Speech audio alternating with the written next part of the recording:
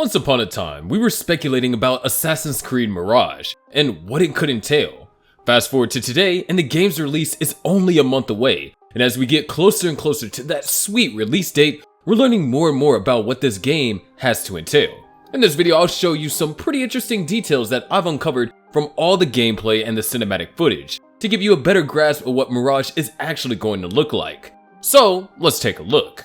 But before we get into this video, let's take a moment to talk about today's sponsor, Instant Gaming. Now, Instant Gaming isn't like every other business out there, because they want you to save money rather than spend it. Instant Gaming basically offers the flagship games that you want for a fraction of the price. It's literally a dream come true for gamers like you and me. They offer pretty cheap top-up cards too, which is an added bonus.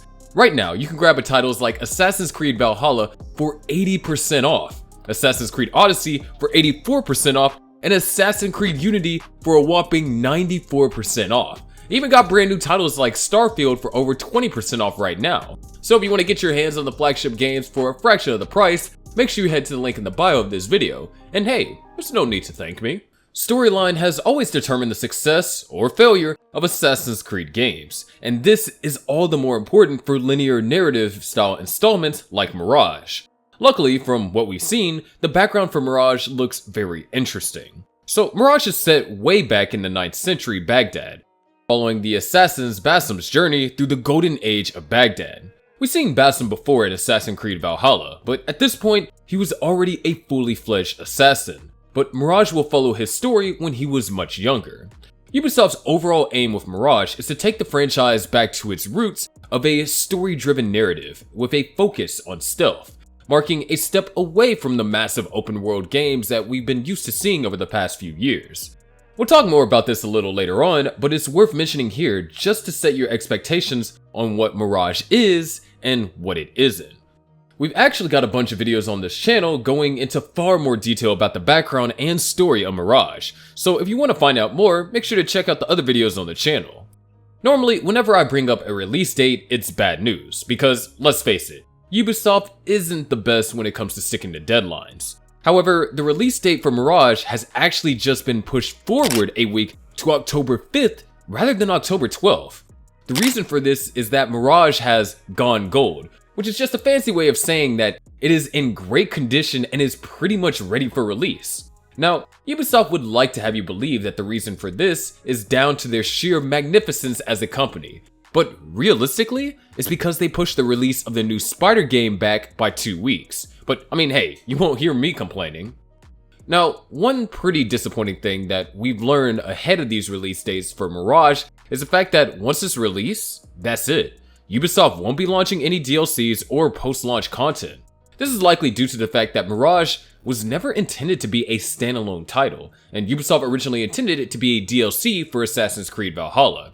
It was only during the development that Mirage evolved into its own game, and it seems like Ubisoft has decided that there's not enough story to justify any kind of post-launch content. So yeah, no post-launch content to look forward to. Hell, we're not even getting access to loot boxes or any kind of gambling. To be honest, it's kinda hard to see why Ubisoft would pull a move like this. Yes, I get that Mirage isn't meant to be a huge game, but DLCs help keep everyone interested in the game for longer, and not to mention they make the company a whole lot of money. I mean, just look at Valhalla. That title made Ubisoft over $1 billion in revenue, and a decent chunk of that cash was thanks to the extra content that we could buy.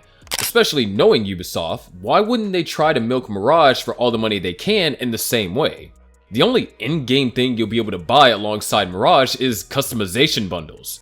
You'll also be able to upgrade to a premium edition of the game, buy a haptic suit, a hidden blade, or drop $1,000 on a Basim statue. One very welcome change that we've seen in trailers is the addition of new enemy types and a redesigned enemy system as a whole. First of all, basic enemies are going to be a whole lot more difficult to kill. Ubisoft has made them stronger, smarter, and better at reacting to your presence. There will also be different enemy types in Assassin's Creed Mirage, so instead of just guards, you'll basically have different classes of enemies to deal with, each with its own strengths and weaknesses. The trailer showed 2 of these new enemy archetypes. First of all, there will be the marksmen, guarding on towers and higher runways. These guys will be able to take you out from afar, and will even target your eagle if you use it to scout. We also saw a new flamethrower enemy very briefly in the trailer. He'll likely be a tanky unit and will be able to give out lots of damage in short bursts. So yeah, these guys are going to be frustrating to deal with, that's for sure. And on the other end of things, Basim is going to be much weaker. From the gameplay trailer, we saw Basim get very hurt after taking a seemingly small amount of damage. This means that we're not going to be able to run in guns blazing like we did with assassins such as Eivor, who are much tankier in fights. Ubisoft's main marketing strategy for Mirage has been this idea of taking the franchise back to its roots. Essentially, this means that Mirage is going to be more of a story-driven linear game, rather than a massive open-world title that we've been getting the past few years with releases like Valhalla and Origins. However, Basim is also connected to events of Valhalla, and Ubisoft hasn't neglected this. Throughout the trailers, we've seen various links and Easter eggs to the most recent titles. For instance, the first reveal trailer showcased a mask worn by the Order of the Ancients, and this has only really been the tip of the iceberg. Generally, each AC game can feel pretty fragmented and separate, so it's nice to see that these two titles will be more interlinked, so to speak. Aside from this story-driven approach, Mirage will also focus more on stealth and less on open combat, just like the older games. Parkour will also take a front seat again with the returning moves like corner swing, as well as new moves like the pole vault. This return to Assassin's Creed's roots has kind of shown the division in the community. Seems like half the fans enjoy the open world format, and the other half prefer the older style story approach. So either way, Mirage is going to get a lot of criticism, and Ubisoft is somewhat screwed either way they go.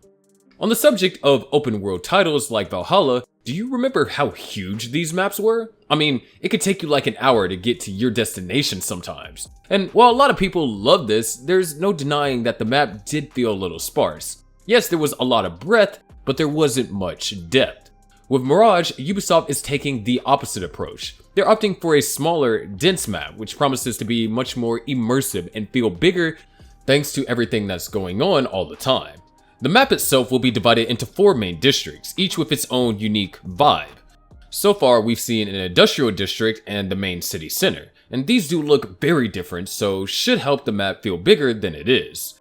Ubisoft admitted that creating this map accurately was a very difficult task. Unlike other titles, there was pretty much no historical evidence to go off of. So to create an accurate landscape, the team got creative by reading various literature published at the time, examining artifacts from other cities at the time, and even looking at work from travelers who visited 9th century Baghdad.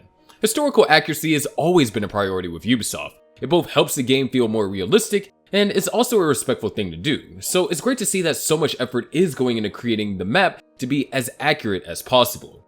The last detail that I found while looking through the Mirage trailers is how the skills progression works. Unlike other AC games, skill tree progression is going to be linear and mandatory. So to get to the next skill in the tree, you will have to unlock the previous skill. It's going to look like these skill progressions will be tied into the story, which is a very different approach from the open world titles. There will be 3 skill trees available to you, these being Phantom, Trickster, and Predator. Phantom focuses on evasion, countering, and defense. Trickster will unlock stealth skills, and Predator will give you better offensive moves.